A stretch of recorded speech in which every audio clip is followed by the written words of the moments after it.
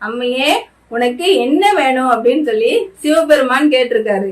நம்ம நார்மலா நம்ம இருக்கோம், ஒரு கோயிலுக்கு கஷ்டப்பட்டு வரிசையில நின்று போறோம். அங்க அவரை பார்த்தோன்னே சாமி எனக்கு அதை கொடு இதை கொடு, என் பிள்ளைகளுக்கு அதை கொடு இதை கொடு கேட்கமா இல்லையாங்க?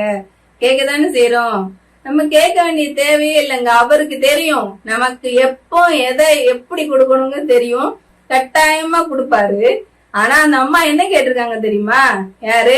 நம்மோட காரைக்கால் அம்மையார் என்ன கேட்டிருக்காங்கன்னா, எங்க போய் கேட்டிருக்காங்க? கைலாய மலைக்கு போய் என்ன கேட்டிருக்காங்கன்னா, இரவாத இன்ப அன்பு வேண்டும், உன் மேல என்னைக்குமே எனக்கு குறையாத, அதாவது நிறைய இன்ப அன்பு வேண்டும், பிறவாமை வேண்டும். நான் இனிமே பிறக்கவே கூடாது. நம்ம பிறக்காம இருந்தோம்னா எங்கெங்க இருப்போம்?